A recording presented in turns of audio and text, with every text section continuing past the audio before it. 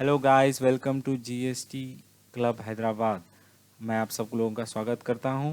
यहां पर हम आज से एक GSTR 9 की सीरीज शुरू करने वाले हैं, जिसमें हम GSTR 9 में आने वाले प्रॉब्लम्स के सॉल्यूशन प्रोवाइड करने वाले हैं। तो आज का हमारा टॉपिक होने जा रहा है कि टेबल नंबर 6 में जो डिफरेंस आ रहा है, जो बहुत लोगों को आ रहा है, उसका क्या सोल्यूशन होना चाहिए अप्रोप्रिएट नॉलेज के हिसाब से, हमारे नॉलेज के हिसाब से इसका क्या होना चाहिए सोल्यूशन। आज हम वो प्रोवाइड करने वाले हैं। तो बिना किसी रुकावट के लेट्स स्टार्ट। तो पहले इस टेबल नंबर 6 को हम क्लिक कर देते हैं। तो टेबल नंबर 6 का नज़ारा कुछ ऐसा दिखेगा दोस्तों आपको। यहाँ पर ए जो है total amount of input tax credit availed यहाँ पर आ जाएगा। तो ये जब आप भरने जाएंगे तो आपको एक चीज़ का प्रॉब्लम आएगा, वो है ये डिफरेंस। दोस्तों ये बहुतों को लोगों को डिफरेंस आ रहा है। इस डिफरेंस का हम सॉल्यूशन आज आपको प्रोवाइड करने वाले हैं। तो मैं पहले ये बताता हूँ कि ये डिफरेंस क्यों आ रहा है। ये डिफरेंस इसीलिए आ रहा है दोस्तों, क्योंकि ये जो फिगर जो डिपार्टमेंट ने ली है, ये है sum total of 4A of GSTR 3B। तो चलिए चलते हैं कि 4A कैसा दिखता है 3B का। ये देखिए, मैंने अगस्त का 3B खोल लिया है यहाँ पर, और आप जैसा आप देख सकते हैं 4A टेबल 4 ये ए मतलब वो ये सारे जो रिवर्सल है जो हमने ITC रिवर्स में लिए हैं, ये उसकी अकाउंटिंग नहीं कर रहा है। इसीलिए इस कारण क्या होगा कि हम जो ये ITC अवेल्ड में दिखाएंगे, ये रिवर्सल माइनस करके है अमाउंट, और जबकि GSTR 3B सिर्फ टेबल नंबर 4A ले रहा है, उसकी वजह से ये रिवर्सल नहीं दिखा रहा है। इसीलिए आपको जो है ये डिफरेंस आना ही आना होगा।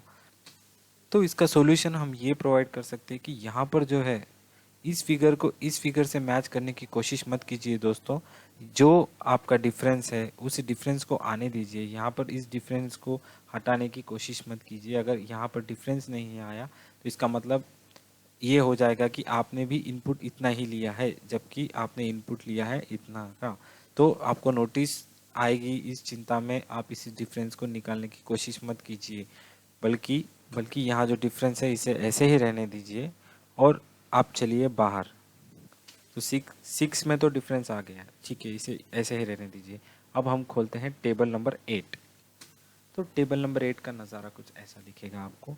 पर आपको क्या करना है, ये देखिए, टेबल नंबर 6B से T6H से ये ऑटो पॉपुलेट हो रहा है। मतलब आपने नेट ऑफ रिवर्सल इतना ही क्रेडिट लिया है, तो इसीलिए आपको जो अमाउंट आपको टेबल नंबर 6 में डालनी थी वो नेट डालनी थी, तो ताकि ये यहाँ पर ऑटो पॉपुलेट हो जाए, और फिर यहाँ पर आपको डिफरेंस नहीं आएगा। दोस्तों यहाँ मुझे डिफरेंस आ रहा है क्योंकि मेरा जो 2A है वो ज़्यादा है और मैंने लिया अवेल किया है वो कम है, इसलिए आ रहा है। बाकी इसे चिंता की विषय नहीं है। ये अगर माइनस पे आ रहा होता तब मेरे लिए चिंता की बात थी। तो अगर संक्षेप में बताऊं, यानी कि कंक्लूजन में, तो करना क्या है दोस्तों, टेबल नंबर 6 का जो डिफरेंस है उसे वैसा ही रहने दीजिए, वहाँ चेंजेस मत कीजिए। ये डिफरेंस आ रहा है क्योंकि आपने GSTR 3B में जो है इन रिवर्सल्स के कारण डिफरेंस आ रहा है। अगर आपने डाला होगा ये डिफरेंसेस यहाँ पर 3126 जनवरी में भी देखिए मेरे रिवर्सल है, इसलिए डिफरेंस आ रहे हैं।